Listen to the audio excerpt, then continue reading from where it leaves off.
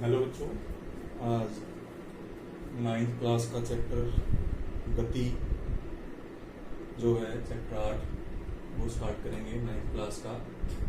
और हालांकि मैंने कई वीडियो पहले भी भेजी थी, लेकिन ये मैं खुद से वीडियो बना रहा हूँ ताकि आप लोगों के सही से समझ में आ जाए टॉपिक। और इसमें सबसे पहले है कि गति किसे कहते हैं, गति क्या है, गति का अर्थ क्या है, गति का मतलब क्या है। गति का मतलब है कि जब कोई वस्तु एक समय अंतराल में समय के साथ में अपनी स्थिति को, अपनी जगह को, अपने स्थान को बदल देती है तो उसको क्या बोलेंगे, उसको बोलेंगे कि वस्तु क्या है, गति कर रही है, वो चल रही है।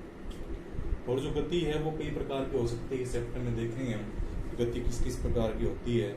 और इसके अंदर सबसे पहले जैसे सरल रेखीय गति, सरल रेखीय गति, सरल रेखा सुना होगा सबने। सरल रेखा का मतलब होता है सीधी रेखा। जब कोई वस्तु एक सीधी रेखा में गति करती है, इसे लिखा है कि वस्तु बिंदु O से बिंदु C तक आई, सीधी रेखा में गति कर रही है। तो जब कोई वस्तु सीधी रेखा में गति करती है तो उसे सरल रेखीय गति कहते हैं। मैं बच्चों से कहूँगा कि सारे स्कूल के बच्चों को कि इसको नोट भी कर लें साथ में, और अच्छे से आराम से नोट करें बार बार वीडियो को देख के। तो ये वस्तु O से शुरू हुई थी और C तक एक सीधी रेखा में गई है, तो इसको हमने क्या बोल दिया, इसको बोल दिया कि वस्तु क्या है, सरल रेखीय गति में है, वस्तु सीधी रेखा में गति कर रही है।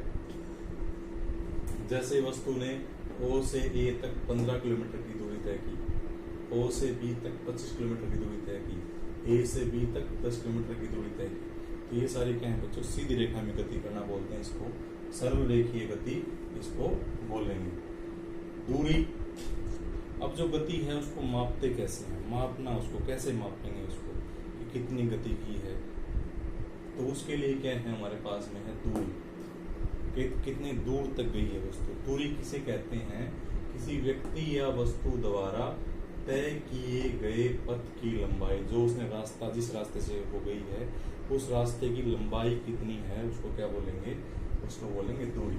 जैसे वस्तु O से A तक आई थी तो उसने 15 किलोमीटर का रास्ता तय किया, उसकी दूरी हुई 15 किलोमीटर। O से C तक उसने 35 किलोमीटर का रास्ता तय किया, तो इस रास्ते की लंबाई 35 किलोमीटर है, तो उसके द्वारा तय की दूरी क्या होगी, 35 किलोमीटर होगी। जो दूरी है बच्चों उसका जो SI मात्रक है, SI मात्रक का मतलब होता है अंतरराष्ट्रीय मानक, इंटरनेशनल स्टैंडर्ड, जिसको पूरी दुनिया माने, पूरी दुनिया जिसको मानती है, उसका अंतरराष्ट्रीय मानक क्या है, मीटर है। हालांकि इसको हम किलोमीटर में, फुट में, गज में, स्क्वायर फुट में, कई तरीके से इसको मापते हैं, कितनी दूर तय करी है इस वस्तु ने। और यह क्या है, अदिश राशि है। अदिश का मतलब इसके साथ में दिश, इसके साथ में दिशा नहीं होती। अदिश और सदिश राशि दो प्रकार की राशियां होती हैं। इसके अंदर अदिश का मतलब ऐसी राशियां जिनमें सिर्फ परिमाण की आवश्यकता होती है। परिमाण अंक लिख देंगे, कितनी दूरी, 15 किलोमीटर, ये लिखेंगे 15 किलोमीटर उत्तर में गई, दक्षिण में, साथ में दिशा की आवश्यकता नहीं होती। कुछ राशियां क्या होती हैं, कुछ जो चीजें होती हैं वो सदिश राशियां होती हैं, इनमें दिशा भी लिखना पड़ता है, 15 किलोमीटर उत्तर, 15 किलोमीटर दक्षिण, साथ में जिसमें दिशा की आवश्यकता पड़े। तो जिसमें अकेले परिमाण की आवश्यकता पड़ती है उसको बोलते हैं अदिश राशि। इसमें परिणाम के साथ साथ दिशा की आवश्यकता पड़े उसको बोलेंगे सदिश, दिशा के साथ। अब दूरी जैसा ही जो गति है उसको विस्थापन के से भी देख सकते हैं। विस्थापन, ये इसका दूरी का एक दूसरा चीज है। इसके अंदर क्या होगा, किसी वस्तु द्वारा अपने प्रारंभिक तथा अंतिम बिंदु के बीच के कम से कम दूरी उसका विस्थापन कहलाती है। उसका जो पहला बिंदु है और उसका जो अंतिम बिंदु है, कहाँ से चले कहाँ पे खत्म हुए, उनके बीच की जो पहला और आखिरी, जैसे पहला इसका बिंदु O है, इसका C है। अब इसके अंदर क्या हो जाएगा, जो विस्थापन है वो भी कितना है, 35 किलोमीटर। दूरी कितनी है, वो भी कितनी है, 35 किलोमीटर। यहाँ पे विस्थापन और दूरी क्या है, दोनों समान है। तो अगर क्या है, वस्तु सीधी रेखा में गति करे तो उसमें विस्थापन और दूरी क्या होती हैं, समान होती हैं। लेकिन अगर वस्तु क्या सीधी रेखा में गति नहीं करती है तो विस्थापन और दूरी अलग अलग हो सकते हैं। विस्थापन क्या है, जहाँ से वस्तु चली थी और जहाँ पे वस्तु आखिरी में है, उन दो बिंदुओं के बीच की जो कम से कम दूरी होगी उसको बोलेंगे विस्थापन, हम बोलेंगे। विस्थापन और दूरी में आप अंतर लिख सकते हैं, अपनी कॉपी में लिखें यहाँ पे अंतर, कि जो विस्थापन है वो एक सदिश राशि है, मतलब इसके साथ में आपको दिशा भी बतानी होती है, परिमाण के साथ साथ में दिशा भी हम इसमें बताएंगे। सदिश राशि है। विस्थापन दूरी, अगर वस्तु कहीं एक बिंदु से दूसरे बिंदु तक गई है तो दूरी कभी भी शून्य जीरो नहीं होगी, ना ही माइनस की हो सकती, नेगेटिव भी नहीं होगी, ऋणात्मक। लेकिन जो ये विस्थापन है वो ऋणात्मक भी हो सकता है और वो शून्य भी हो सकता है। तो जो दूरी है और जो विस्थापन है वो दोनों हो सकते हैं। यहाँ पे शून्य भी हो सकता है और ऋणात्मक भी हो सकता है। तो ये आपने दोनों के अंतर सारे बच्चों ने कॉपी में लिखने हैं। दूरी और विस्थापन में क्या अंतर है, ये अंतर आप सारे बच्चे, दूरी और विस्थापन में अंतर। हाँ बच्चों, तो अब जो अंतर है वो देखेंगे हम विस्थापन और दूरी में। यहाँ पे मान लो कि वस्तु बिंदु ए से सी तक जा रही है, ए से सी तक, तो ए से बी के बीच की दूरी है 4 मीटर, बी से सी के बीच की दूरी है 3 मीटर। तो कुल जो दूरी है उसकी तय की गई ए बी 4 प्लस में 3। लेकिन एक रास्ता और है, सीधी यहां से यहां ऐसे भी जा सकते हैं। तो ये जो है कुल यहां से यहां तक वस्तु ऐसे गई है, ये तो होगी उसकी दूरी। और जो वस्तु यहाँ सीधी डायरेक्ट चली गई है, शॉर्टकट जिसको बोलेंगे हम, छोटा रास्ता, वो हो जाएगा उसका विस्थापन।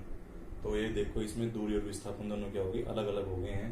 यहाँ पे क्या हो गया, उसने छोटा रास्ता लिया है, यहाँ पे उसने लंबा रास्ता लिया है।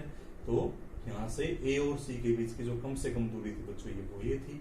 तो इसलिए क्या हो गया, इसका विस्थापन हो गया 5 मीटर। दूसरा उदाहरण, मान लो ग्राउंड है सर्कुलर, वृत्ताकार, उसमें कोई खिलाड़ी चक्कर काट रहा है यहाँ से यहाँ तक, और इसकी लंबाई है ग्राउंड की, एक चक्कर की 100 मीटर लंबा है। अब वो खिलाड़ी यहाँ से चला ए से, और वो वापिस क्या हो गया है, दोबारा ए पे आके रुक गया है। अब यहाँ पे जब वो आया तो उसकी दूरी कितनी होगी, 100 मीटर। लेकिन उसका जो पहला जहाँ से स्टार्ट किया था, उसने जहाँ से शुरू किया था, और जो जहाँ पे उसने खत्म किया है, दोनों बिंदु एक ही हैं, एक ही स्थान है, इसलिए उसका जो विस्थापन है वो क्या हो जाएगा, इसमें 0 हो जाएगा। अगर आप जहाँ से चलते हैं वहीं पे वापस आ जाते हैं तो आपने दूरी तो तय करी जितनी लंबाई आपने, लेकिन आपका जो विस्थापन है वो कितना हो जाएगा, 0 मीटर हो जाएगा। तो ये दूरी और विस्थापन में अंतर सारे बच्चों ने लिखना है कॉपी में, मैंने समझा दिया है अच्छे से। इसके बाद में जो पाठ्य पुस्तक के प्रश्न हमारे पास हैं पेज नंबर 110 के, तो होमवर्क में आपको दे चुका हूँ पहले ही, और वो मैं एक बार समझा देता हूँ। जो पहला प्रश्न है हमारे पास में वो है कि एक वस्तु कुछ दूरी तय करती है, क्या इसका विस्थापन 0 हो सकता है, उदाहरण द्वारा समझाओ। ये है, कुछ दूरी तय करी, एक जो व्यक्ति है उसने 100 मीटर चला, वो क्या उसका विस्थापन 0 हो सकता है? हाँ, उसका विस्थापन 0 हो सकता है अगर वो जहाँ से चला है, जहाँ से शुरू किया उसने, अगर वहीं पे खत्म कर देता है तो। तीसरा प्रश्न है कि क्या विस्थापन का मान कभी 0 नहीं होता, सत्य असत्य बताना है। विस्थापन 0 हो सकता है, असत्य है। दूसरा है, क्या विस्थापन का परिमाण दूरी से ज्यादा हो सकता है, ऐसा कभी नहीं होगा। विस्थापन कभी भी दूरी से ज्यादा नहीं होगा, दूरी से कम हो सकता है, 0 हो सकता है, माइनस हो सकता है, लेकिन कभी भी दूरी से ज्यादा विस्थापन नहीं होगा। अब जो दूसरा इसमें सवाल दे रखा है कि एक किसान है, उसका जो खेत है वो वर्गाकार है। वर्ग का मतलब जिसकी चारों भुजाएं समान है। एक भुजा की लंबाई 10 मीटर है, 10 मीटर 10 मीटर 10 मीटर, कुल होगी 40 मीटर। ये बताना है कि 2 मिनट 20 सेकंड के बाद में वो जो किसान है वो कितनी दूरी तय करेगा अगर वो 40 सेकंड में एक चक्कर लगाता है। एक चक्कर लगाने में समय लेता है 40 सेकंड, तो वो 2 मिनट 20 सेकंड में कहाँ पे पहुंचेगा? तो बड़ी आसान सी बात है, 2 मिनट 20 सेकंड में बच्चों 1 मिनट में 60 सेकंड होते हैं, 60 को 2 मिनट से गुणा कर देंगे 120, प्लस में 20 सेकंड और कुल मिला के 140 सेकंड। तो हमने ये बताना है कि 140 सेकंड के बाद में वो किसान कहाँ पे होगा, उसका विस्थापन क्या होगा, ये बताना है। अब 40 सेकंड मान लो स्टार्टिंग वो यहाँ से चला, ए से घूमा 10 मीटर 10 मीटर 10 मीटर 10 मीटर, दोबारा आ गया, 40 सेकंड लगे उसको दोबारा ये पे आने। फिर गया दूसरा चक्कर मारने, 80 सेकंड में दोबारा आ गया। फिर गया तीसरा चक्कर मारने, 120 सेकंड में यहाँ पे आ गया। अब उसके पास में 20 सेकंड और बचे हैं, तो 20 सेकंड में 10 सेकंड में ये जाएगा, 10 सेकंड में तो यहाँ इस बिंदु पे पहुंच जाएगा 20 सेकंड। अब इसका विस्थापन बताना है। इसका विस्थापन हो जाएगा जो हमारा ये वर्ग है, इसका जो विकर्ण खींचेंगे हम बीच में से, बीच सबसे कम दूरी, विस्थापन बताना है तो विस्थापन तो सबसे कम दूरी, शॉर्टकट। तो विकर्ण की लंबाई निकालनी है, तो ये कैसी होगी, एक समबाहु त्रिभुज होगी है बच्चों, समलंब त्रिभुज होगी है। और इसमें क्या लग जाएगा, इसमें लग जाएगा पाइथागोरस प्रमेय, जो आपको पता है। पाइथागोरस प्रमेय में क्या होता है, विकर्ण का वर्ग, लंब का वर्ग, आधार का वर्ग। तो ए सी का वर्ग ए बी का बराबर है ए बी का वर्ग, और दूसरा हो जाएगा बी सी का वर्ग। तो यहाँ पे बी सी का वर्ग हो जाएगा। अब बी सी, इसका भी मान 10 है, इसका भी 10 मान है, 10 का वर्ग 10 का वर्ग 10 का वर्ग हो जाएगा 100, प्लस में इसका भी 100 हो जाएगा, तो 100 के बराबर। यहाँ पे वर्ग है तो इसका वर्ग हटाएंगे तो दोनों तरफ क्या कर देंगे हम, ये कर देंगे, यहाँ से ये कट जाएगा। तो ए सी बराबर है 200 का वर्गमूल, और 200 का वर्गमूल हो जाएगा 100 गुना में 2, 100 का वर्गमूल होता है बच्चों 10 और √2 मीटर। ये आ जाएगा इसका हमारा विस्थापन। तो विस्थापन इस तरीके से निकालेंगे। ये हमारे जो पाठ्य पुस्तक पेज नंबर 110 के प्रश्न है वो हो गए हैं। तो आज आपने कॉपी में क्या लिखना है, आपने लिखना है दूरी किसे कहते हैं, विस्थापन किसे कहते हैं, दूरी और विस्थापन में अंतर, इनके मात्रक क्या क्या हैं, और ये पाठ्य पुस्तक के 3 प्रश्न, ये आपका आज का घर का कार्य होगा, ये आपने करना है। हालांकि प्रश्न पहले लिखवाए थे, अगर जिसने लिख रखे हैं अच्छी बात है, दोबारा नहीं लिखने हैं। जिसने नहीं लिखे हैं उसने लिखने हैं, अब समझा दिए मैंने, और इसके बाद में फिर कल हम आगे करेंगे इस चैप्टर। Thank you. उम्मीद है सारे बच्चे घर पे इसको अच्छे से काम करेंगे और ज़रूर कॉपी में अपना काम लगातार करेंगे। और अच्छे से समझ में नहीं आया होगा कोई ना कोई तो ज़रूर मेरे को बताना, फ़ोन करके या मैसेज करके, मैं दोबारा इसको बता दूँगा। ठीक है, थैंक यू।